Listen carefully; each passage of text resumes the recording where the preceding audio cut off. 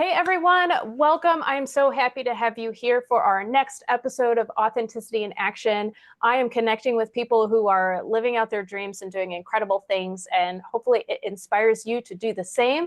I am so excited today to welcome Dr. Eric Recker. He is a dentist, a husband, a father, a keynote speaker, elite success coach, author, pilot. I saw a picture of him in a plane the other day. Amazing. Mountain climber and recovering, very important, recovering triathlete. In his second half of life, he is committed to helping people reduce the chaos in their lives and learn to hashtag win the now. And I'm so excited to get into that a little bit later. So Dr. Eric Recker, thank you so much for being here. I'm so excited to talk to you today. Yeah, Audrey, it's a pleasure to be here. Always love to have a great conversation. Awesome. Well, let's just dive right into it. So you've been doing work as a dentist for a very long time. How many years now? Yeah, this is year number 23 for me. 23. Wow. A very prestigious career, to be sure. And I know at one point in time, you were experiencing burnout as a dentist and trying to figure out, okay, where do I go from here? So tell us a little bit about how you were feeling. How did you recognize what was going on to say, whoa, time out? Yeah, so I was really dishonest with myself for a long time, and that's really where the problem was. And I'm guessing a lot of people who are listening are going to be perk up when they hear that a little bit. I it goes way back to when I was younger on the recess playground. I was told that I wasn't good enough to play kickball. And yeah, isn't that crazy how that Yeah. makes a big difference? Yeah. Wow. I was second in third grade, and I was right now. People look at me, they're like, "Yeah, right. This story is not true because you're 6'5", you've done a whole bunch of athletic stuff." I was not when I was that age. I was kind of if you've seen Chunk from the Goonies, Yeah. I was kind of like Chunk. I was husky. I will not ask you to So do the truffle shuffle. yeah, I'm not doing that. I'm not doing truffle shuffle. But I heard the words, "You are not good enough. That's why you can't play." It wasn't that I was picked last. I just wasn't Mm, picked at all.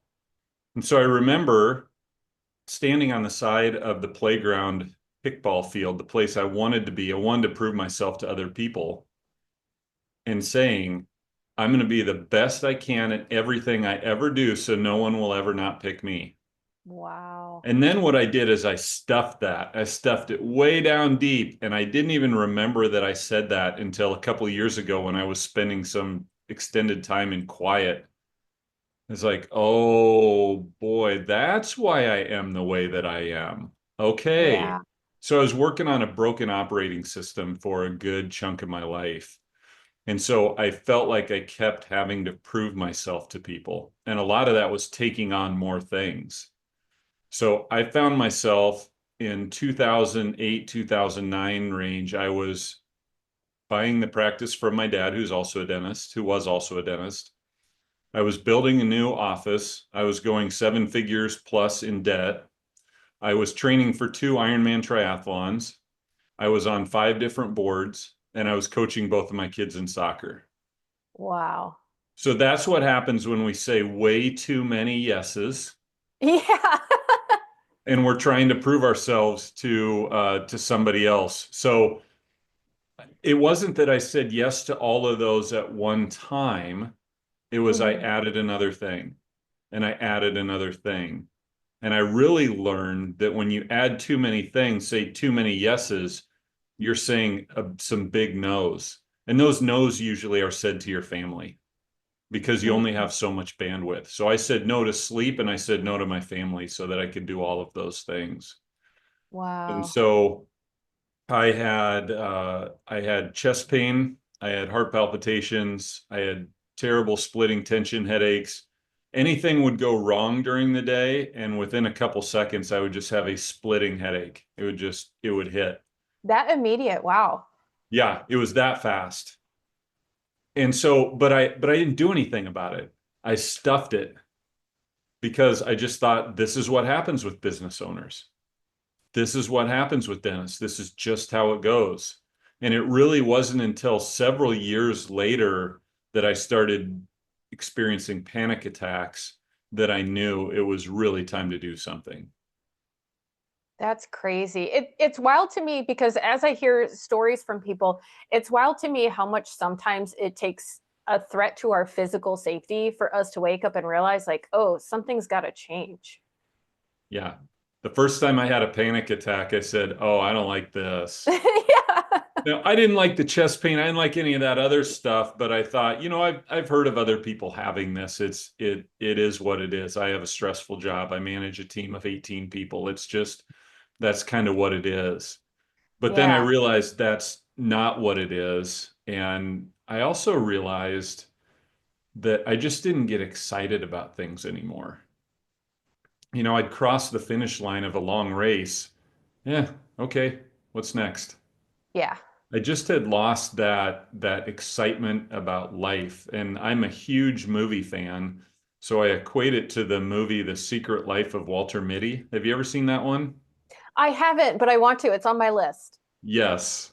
So for those who haven't seen it, Ben Stiller works for Time Magazine, for Life Magazine, and his character is very gray. They do a wonderful job with the cinematography. His life is dull. He's written like 5 checks total. He's never been anywhere. And what's really neat about it, without giving away too much, is he's probably more bored out than burned out, but there's just nothing to his life. And so he zones out and tries to escape life. And then some things start to happen in his life, and he starts to have adventures and experiences, and the cinematography starts to come alive. I was early movie Walter Mitty for a lot of years.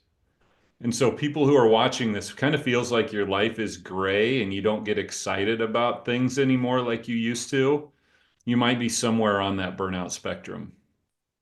Yeah.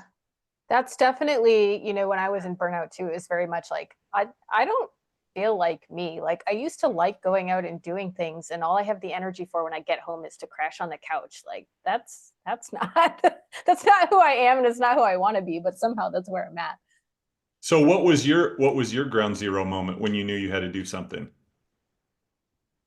It just, my fiance and I used to work at the same place, and that was the place where I just like I was feeling dead inside. There was just such a clash of values between me and my direct supervisor.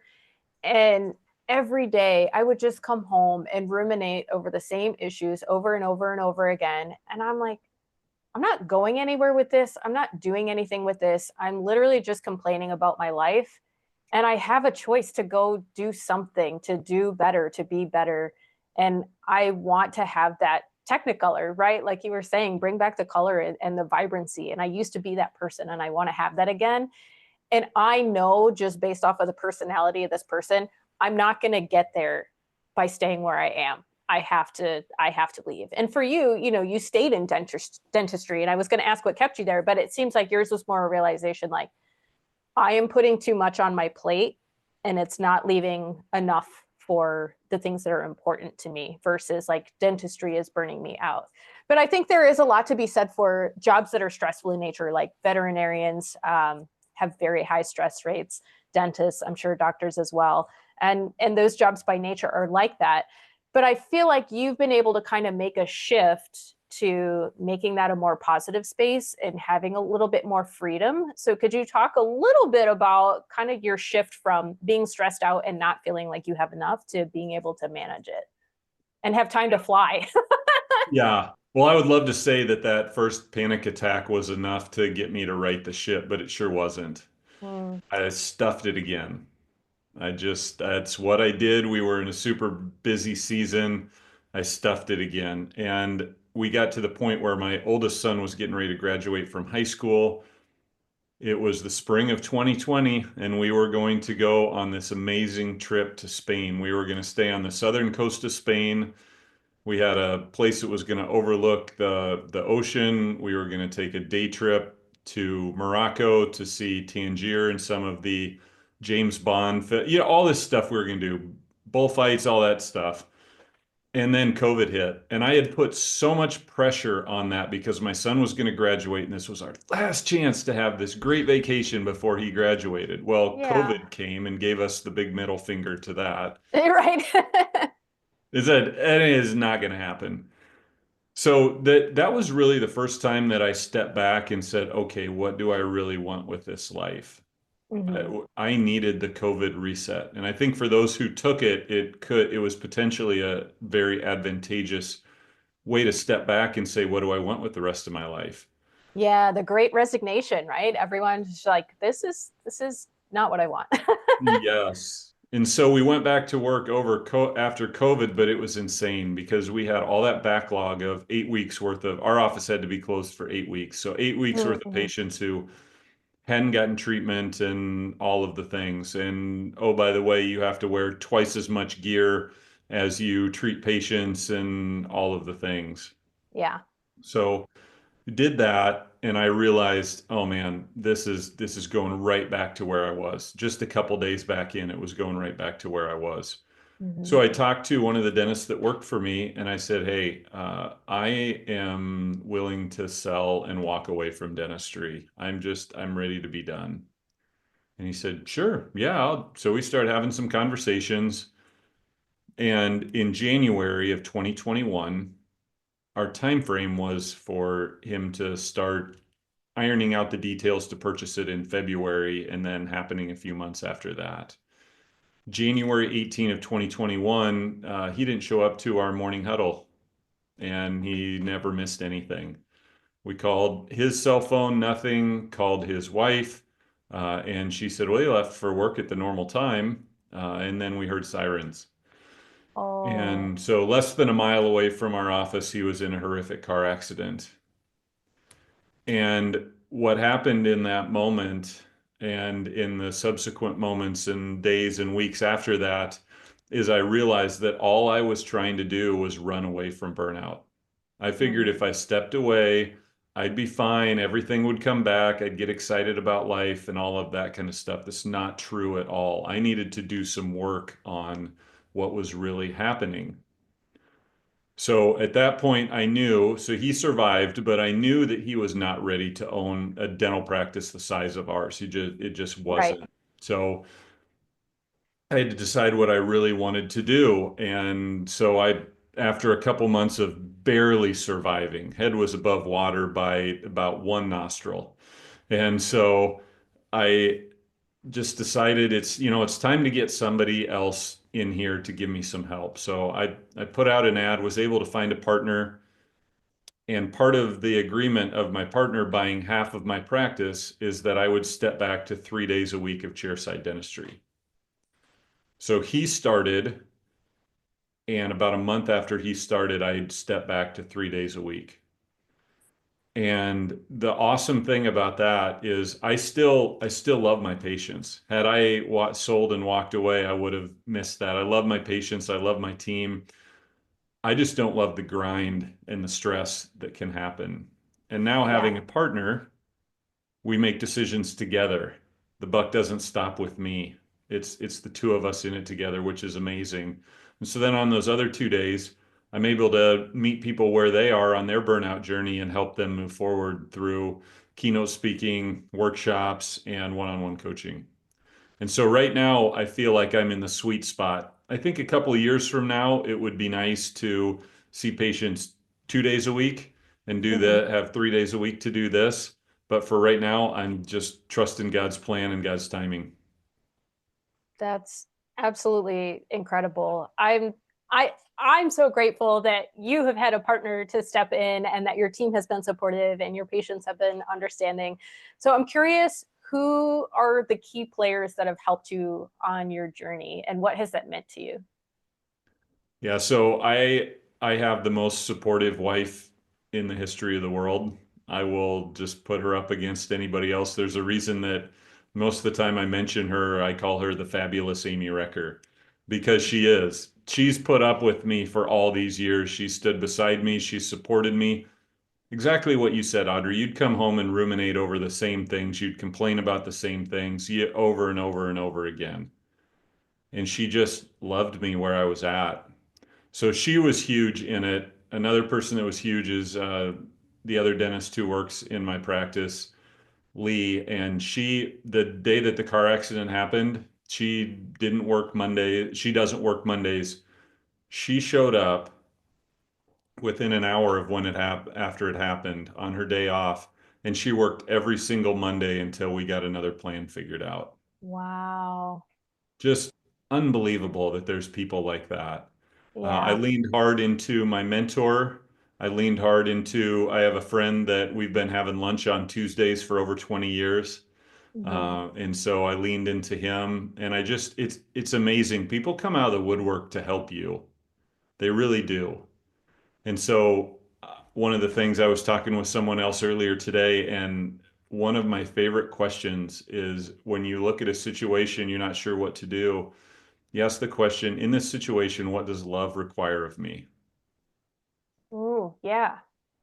And so I have a lot of people when I needed them who answered that question, what does love require of me? And they help support me.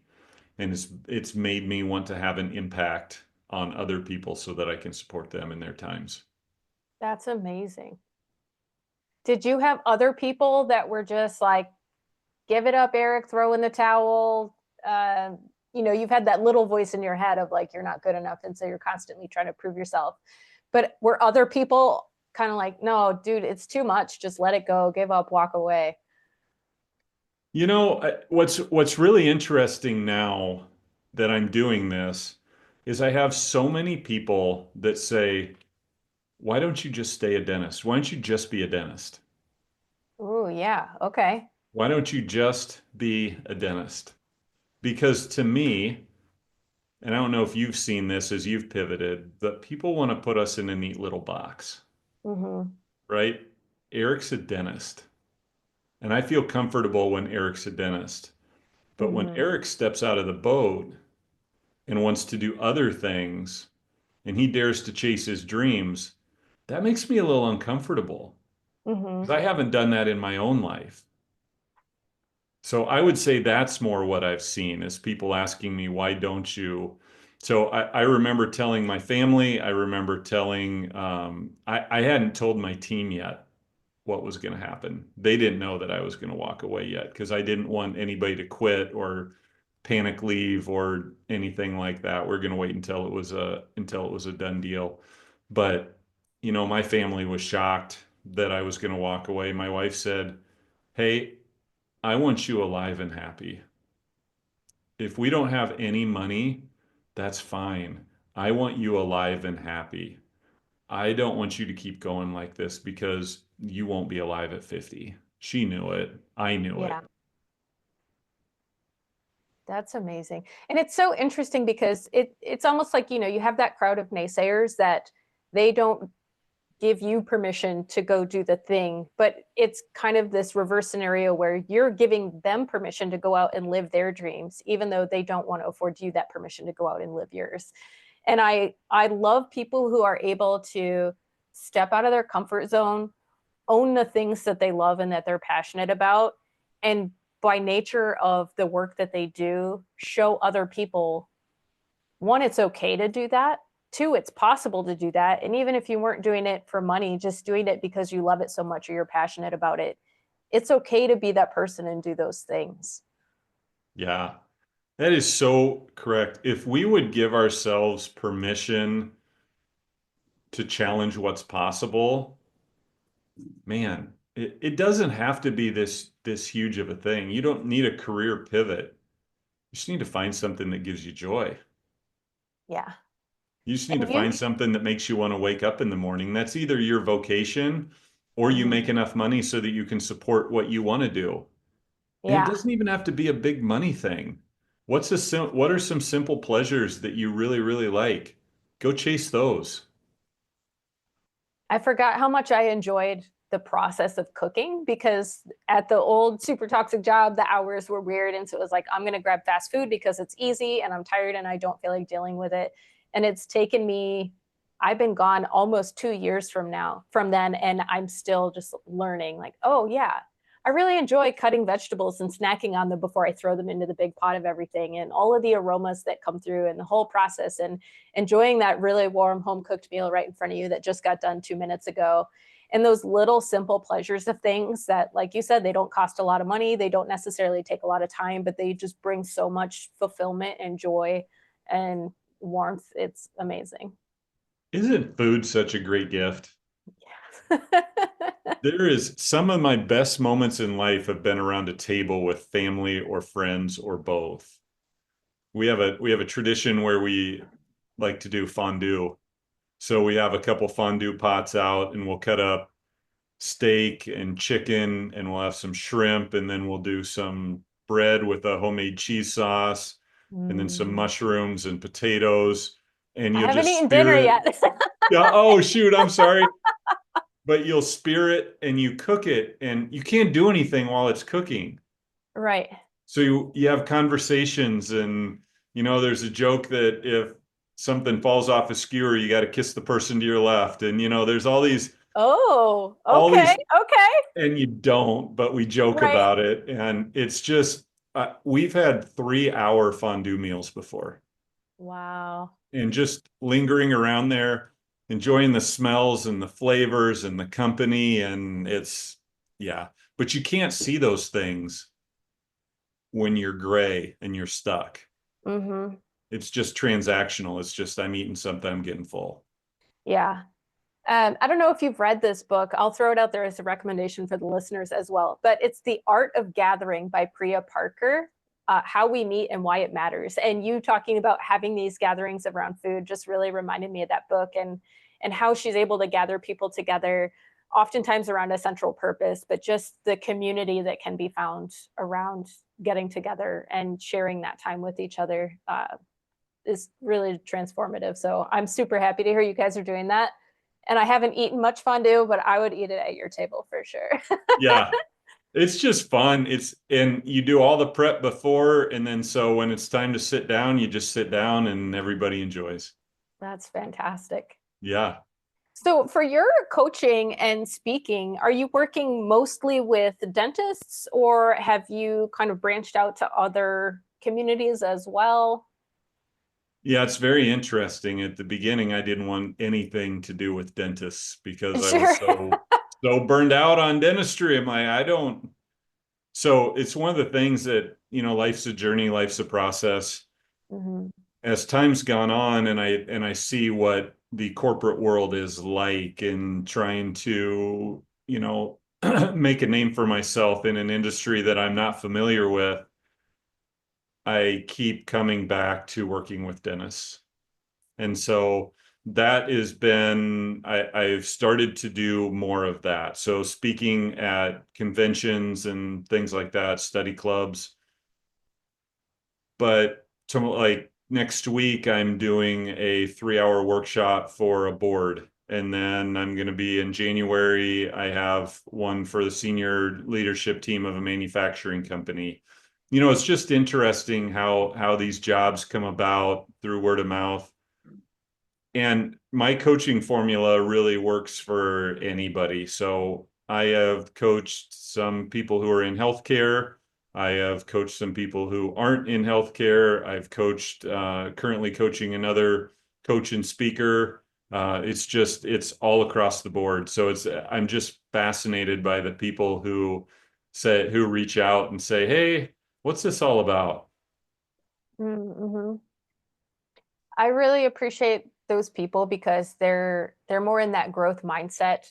An ex of mine was very much the person who was just like, that's just the way I am. And he just had resigned himself to being a particular kind of person. And I am very much continual growth. I'm always nose in a book, researching something. Ooh, what's this new technology that came out? Very self-reflective. How can I do better as a person? So that really resonates with me. The people that are like, hey, what's this about? I'm curious. Tell me more. I want to learn. I want to grow. It's fantastic that you get to work with them. Well, knowing you, I can see how that just would have killed you. Yeah. Being with somebody who is just like kind of like Eeyore, right? Yeah. Oh Yeah. Oh my God. boy, Yes. here it is. This is how it is. I just Yeah. we just weren't meant for that. That's not why we were created to just say, okay, I should and God bless my grandparents who my grandpa showed up for a job day one. He worked that job 40 years and then he retired. He found Wow. joy and blessing in that. He did. He put his nose to the grindstone. He made a great life for his family, and I respect the heck out of him. Yeah. That's not me. Yeah. That's not me. But in And some ways, my grandpa was probably more content than I was as well. So I can respect him for that. uh, and there's space for everyone at the table, and maybe it's different tables in the same room or whatever the case may be. But it takes all of these different personalities to really help us to appreciate the diversity that's around us and the opportunities that are available to us as well. Absolutely. Absolutely. I always want to be learning from other people's experiences. Mm-hmm. And there's a lot of ways that I think what I'm doing is the right way. But I want to meet people who don't think what I'm doing is the right way. I don't want to hear why. I don't want to hear what their hopes and dreams are. So Yeah. I think the most fun gatherings are you show up and there's a room full of people and you get to go talk to somebody and ask them what their story is and what they like to talk about. And then your eyes bug out of your head because, yeah, I would have had no idea. That's so Yeah, cool. absolutely.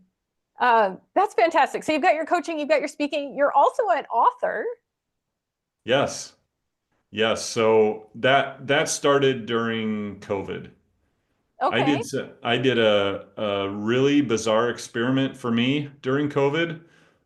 I was somebody who was uncomfortable with quiet. And you can Mm. sure imagine that with all the things I had going on in my life. I had an uncomfortable relationship with quiet. So for some reason, and not some reason, God was speaking to me. I think this was his desire for me, but I committed to 30 minutes of quiet every day until we started back in the office because I just knew that wasn't something I was going to be able to continue to commit to. Mm-hmm. The first day I was up before everybody at my house. I was trying to figure out what the heck to do. Mm-hmm. And so I sat down on my couch and I had my coffee and I said, all right, I'm just going to close my eyes and I'm going to do this for 30 minutes and I'm just going to leave that space there. See That's where a God. big commitment for somebody who does not like quiet. It's ridiculous, right? Set myself up for failure completely. Guess how long I made it before I looked at my clock? I'm going to be generous and say 2 minutes. 47 seconds. Like, we got to be getting close. And then I uh, just said, okay. And so I got through that first time, but then I went to work on, okay, how do you be quiet and how do you maintain quiet? So I learned about meditation, and I learned about deep breathing, and I learned about recentering phrases that brought me back to the moment to be quiet. And I learned that I need to just set an alarm on my watch and just forget about what time it was. Sometimes I mm, had my eyes open, sometimes I had my eyes closed. But what came from that is just a ton of journaling. And again, once we went back to work, that kind of came to a standstill. And then I was talking with my practice management consultant about 2 months after we'd been back, and I said, Matt, I am just getting drilled by the false sense of urgency. And he goes, wait, what are you talking about? And I said, well, the false sense of urgency, it's that voice in the back of your head that tells you what you should be doing, right? I mm-hmm. should be doing this. I should be doing that. You should be more productive. You should, all of the shoulds. Yep. And he goes, dude, you need to write a book about that.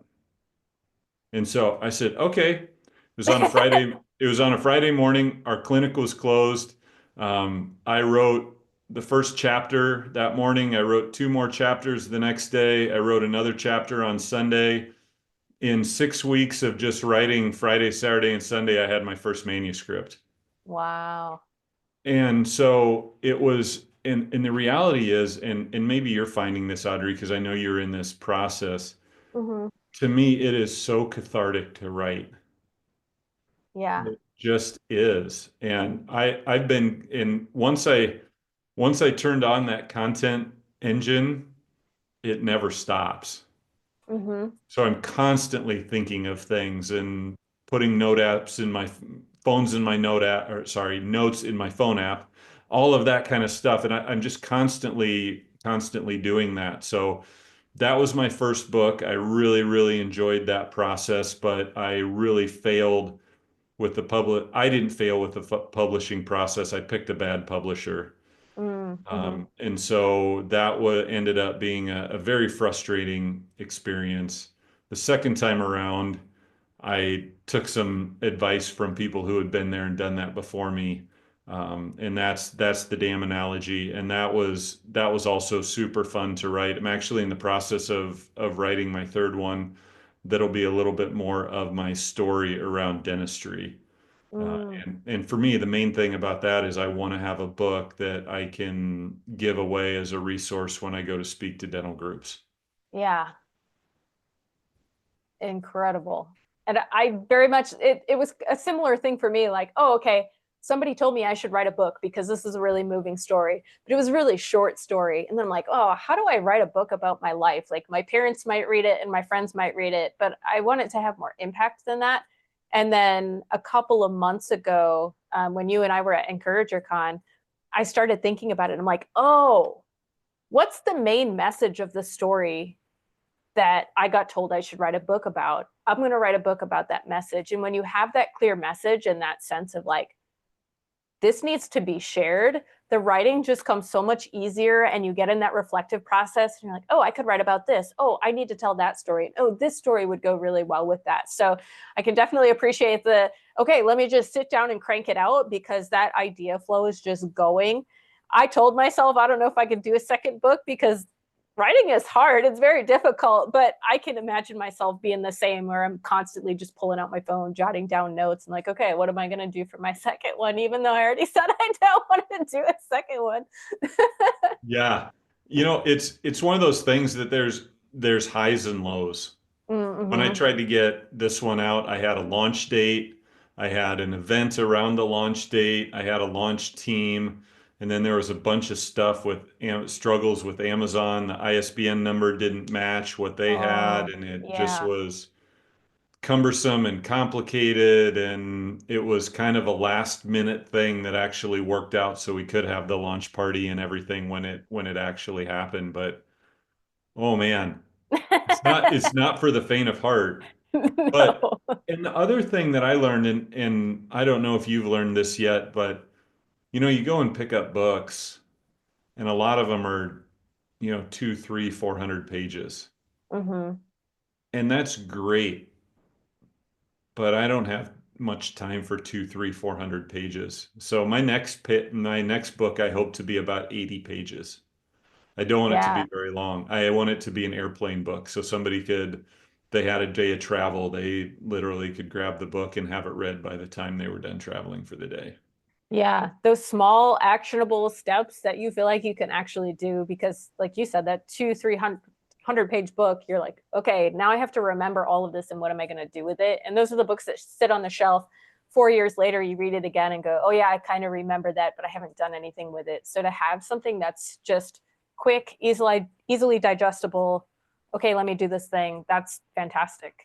Yeah, and I've kind of changed my mindset, and I think this is really going to help with writing this next book that I'm going to write. I'm going to stop thinking that I need to remember everything from the book. And I'm Mm, going to go into it thinking, what are two or three concepts, three tops that I can take from this? yeah. And if it just seems like something I want to underline for the sake of underlining, I'm just going to leave it and then try to focus on those big concepts and see how I can actually apply those to my life. Because to me, that's so much more sustainable. Yeah. Speaking of sustainable, you have kind of overloaded your plate to the point where you were having physical health issues, and then you've stepped away from that, but you've also expanded your services. So you have your dentistry and your coaching and your speaking and your writing, and you're still going out and doing things with family and making time to have these fondue parties and all of that. So how do you manage all of these multiple different avenues? Because it still sounds like a lot of yeses on the plate, but it feels like, even just talking, that it's a much more comfortable place for you. So how do you manage that to make sure that you're still in alignment with being in control of your time? So you can probably imagine that I don't always do it amazingly well. I have I have an addictive personality. I Mm-hmm. know that about myself. I just do. If I ever start collecting anything, watch out because I got to have all of it and I got to have it right away. Uh-huh.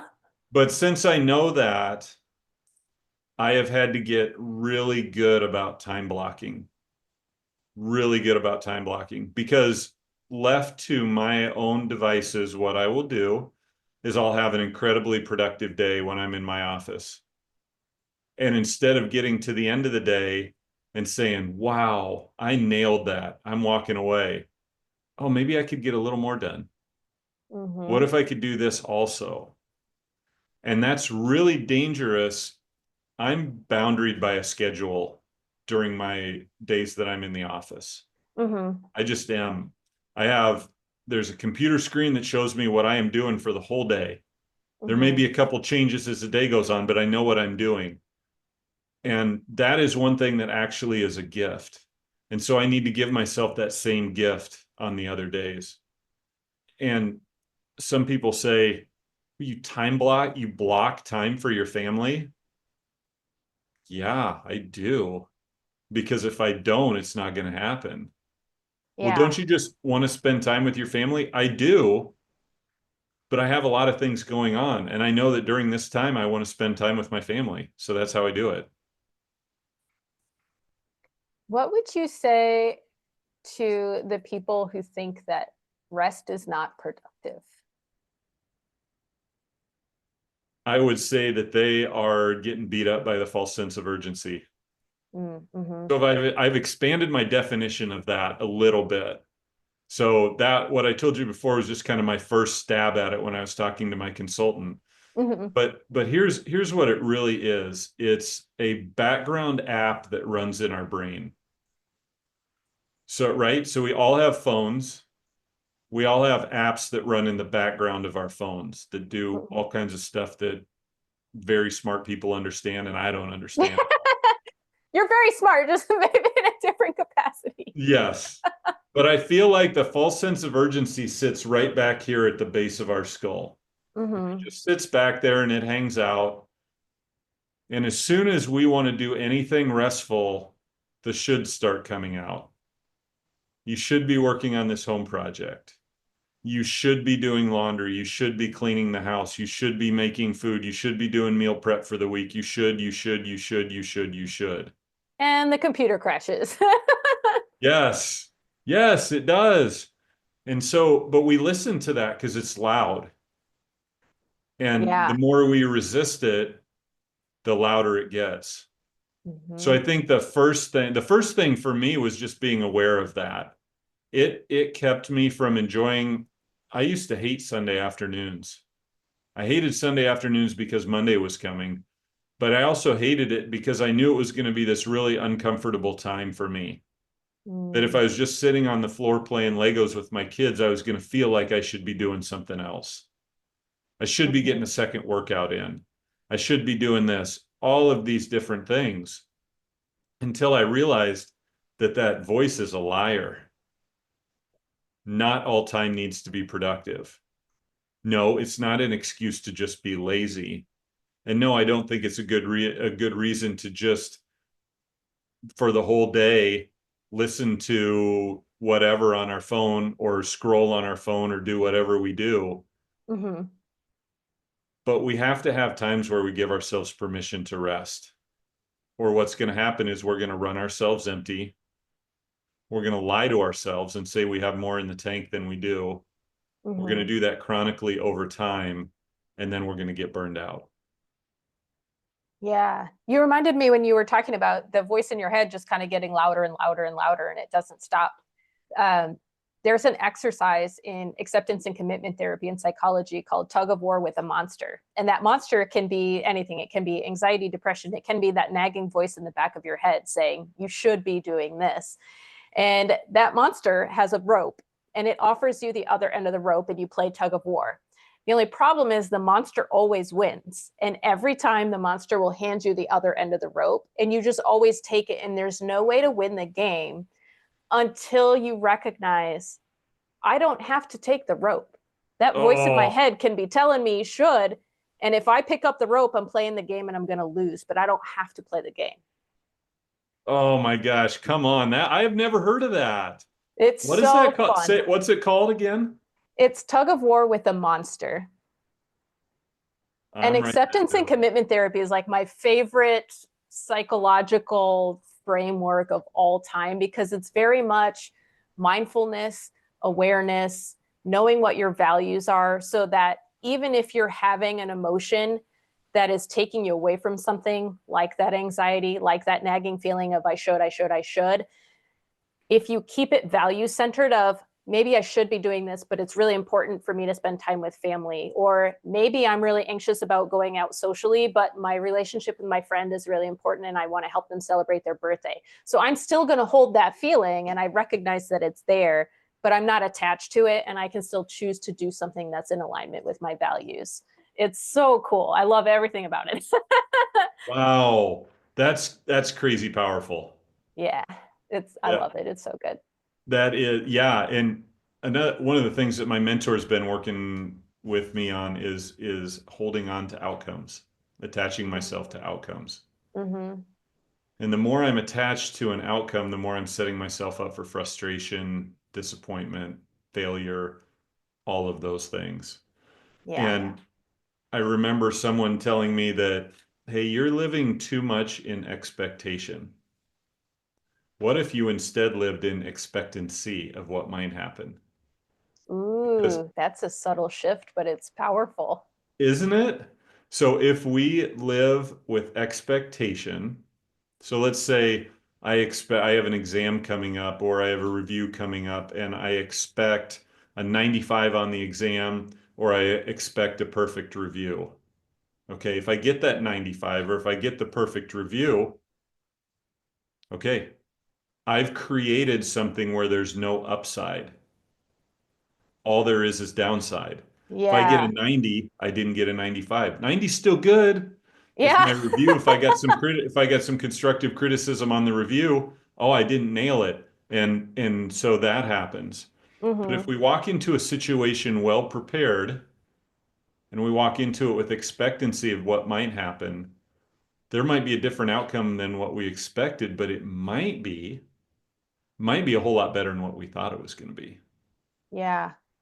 So while I it's like not that. that big of a shift, I always try to teach my kids to avoid situations where there's no upside. Mm-hmm. Hey, Dad, do you think I should post this on social media? Hey, thanks for showing me. I appreciate that. It's hilarious, but what's the upside with that? Is there a chance somebody's gonna think less of you, or is that something down the road you're gonna wish you hadn't posted? Mm-hmm. And then trying to avoid those things that have no upside. I like, oh, I'm gonna have to think about that. That's good. Yeah, it'll spin in your brain a little bit, but For weeks. yeah, and mine also prevents some uncomfortable stuff. Oh, I'm sure. My cat is eating my headphones. Okay, there we go. So I wanted to make sure that we covered your slogan of win the now. How did you come to that? Again, quiet. A lot of the good stuff that's come for me has come through quiet. So I wasn't much of a social media poster. Mm-hmm. And then I had to we had to come back when our Spain trip got canceled. We ended up going to Kansas City instead because it was close. Same thing, really. Yeah, but it didn't end up being much of a trip because everything was closing down. I think we Yeah. might have been the last people that were actually staying in the hotel. Oh, wow. I had a really interesting conversation, really sad conversation with this lady who was serving us whatever was left in the counter at the in the hotel for breakfast stuff for the next morning, and she was going to lose her job, and they were just going to lay her off. And Oh, I just remember that so clearly. Um, but we had to come back, and I had to furlough my team, and I said, guys, you have to all go home, and I don't know when you're going to come back. But oh, by the way, I need my assistant to come in these days, so she's still going to get some hours. and I need our front desk to come in for a couple hours a day so that they can kind of keep it afloat. And it was just it was a tough time. Yeah. And so I hopped on my bike and went and rode on a gravel road just to try to compose my thoughts. And that was the first time I posted on social media. The first like direct post that I did that was pointing towards how I was feeling. And then I just started doing that a whole lot. And as I did that more and more, I wanted something to kind of rally behind. I just felt like COVID was just throwing us losses like crazy. The Yeah. toilet paper shortage, Yeah.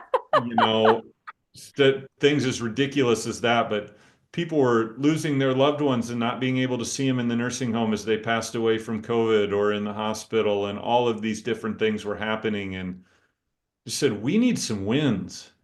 We need to figure out how to find some wins. So I thought, you know what, I'm gonna do win the day. That's gonna be my thing.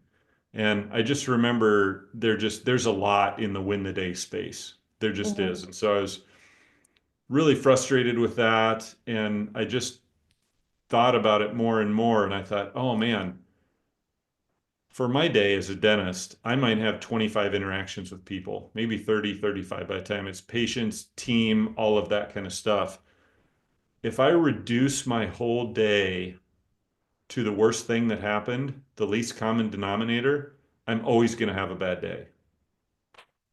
Always Hmm. going to have a bad day. Think about it. When you come home and you're asked how your day was, how many times have you reduced it to the worst thing that happened for the day? Well, this Yeah. happened. This person said this happened at work, all of that stuff.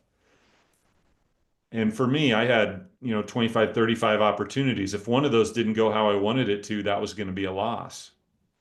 So I came up with win the now. And what win the now means is the most important thing that we have is the moment right in front of us. That's where the action happens. And I have to be switched on for every single patient that I see throughout the day.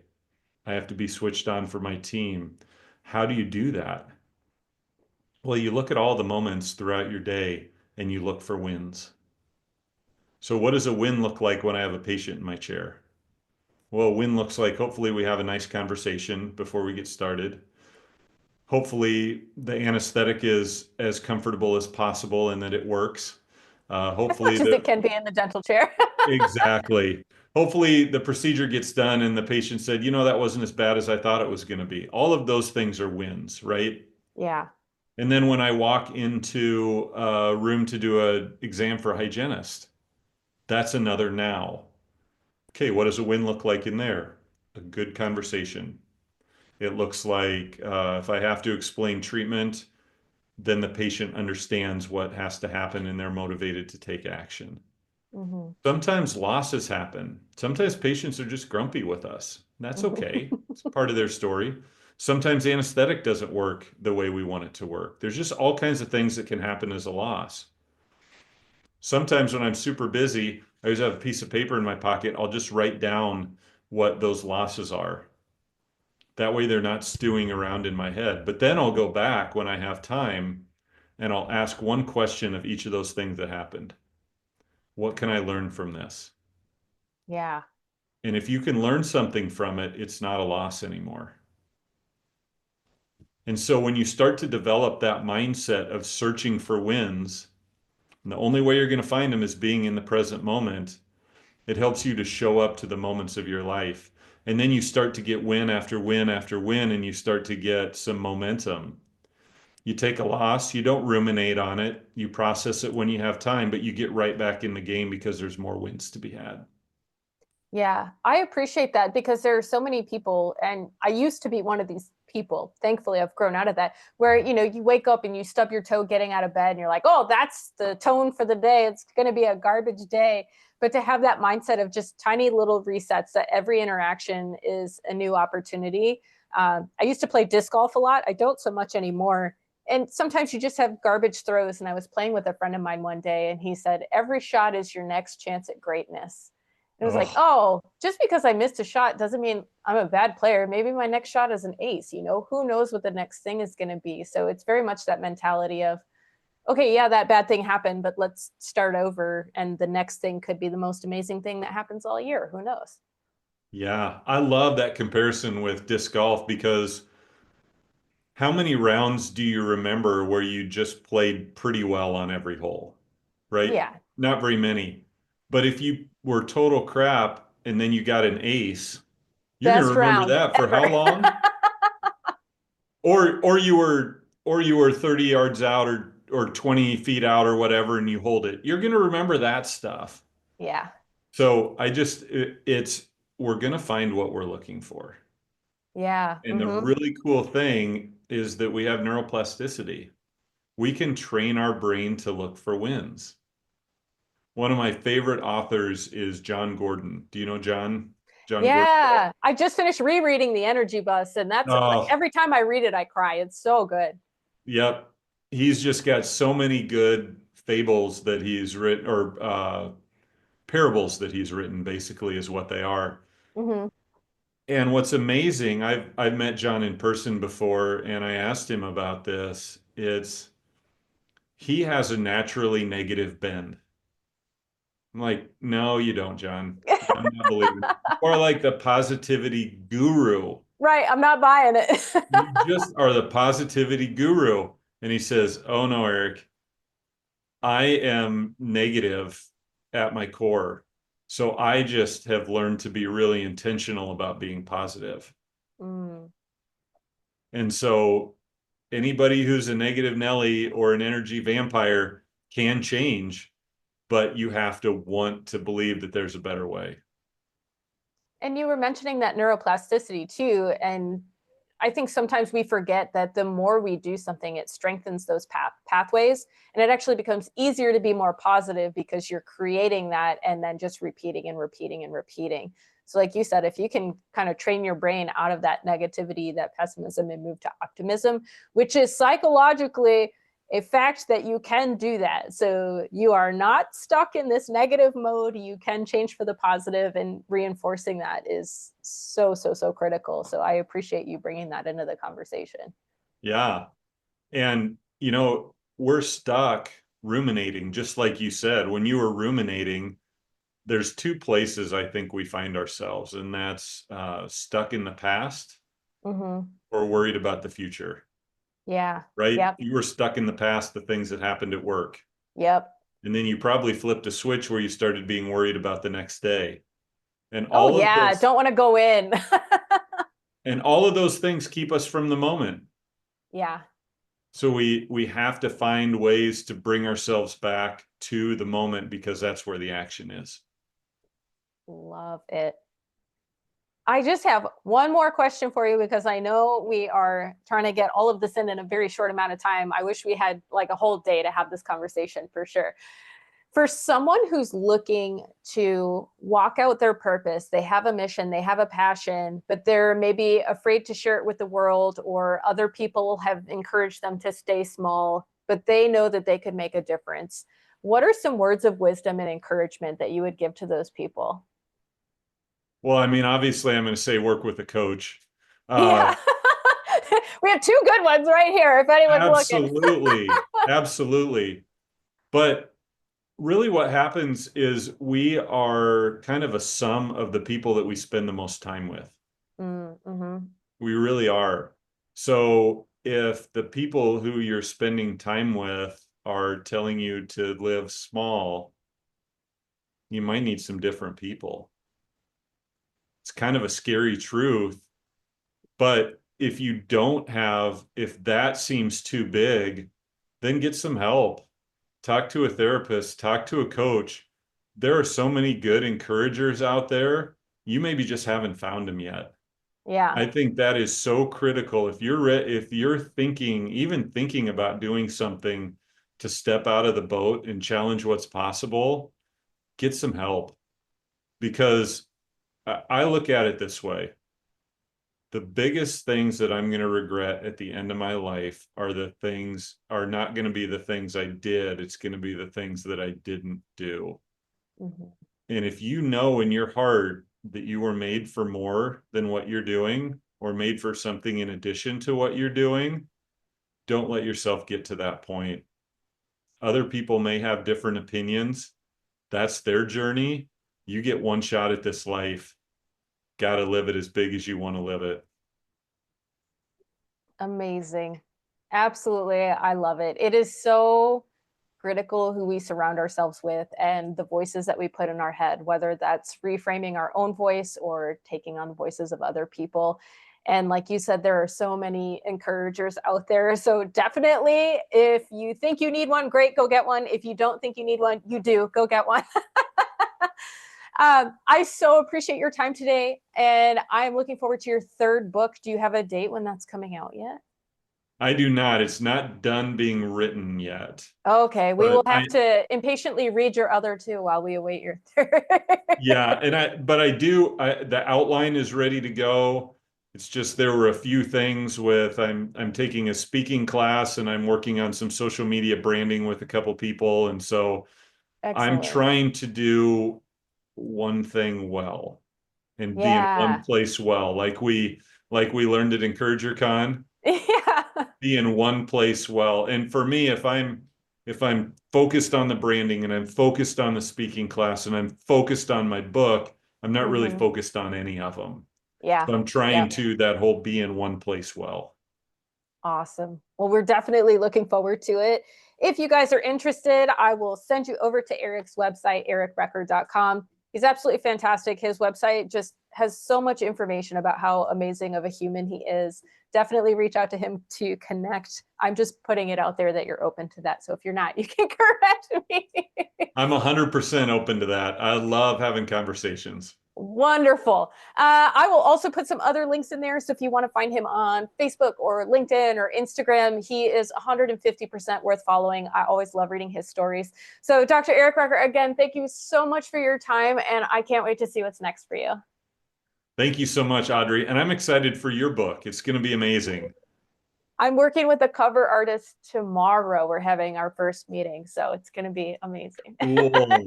Oh, I can't wait. Well, I hope you do the thing where you share the covers with social media and let people help out and choose what the final one's going to be. It's super fun. Ooh, yeah, yeah. Okay, I will be posting photos for sure. Yeah. Oh, it's such a great way to generate buzz for the book. Yeah. Anything that you're in between a couple things, just throw it out to the social media audience and people love that stuff. We're always better with other people too, right? Like my idea of what's good is maybe not the idea of the people that I'm trying to, make impact with. So I think it's really important to include your audience in pretty much anything that you try to do. 100%. Awesome. Well, thank you so much. And we will chat soon for sure. Awesome. Thank you. Thanks. All right. See you next time, guys.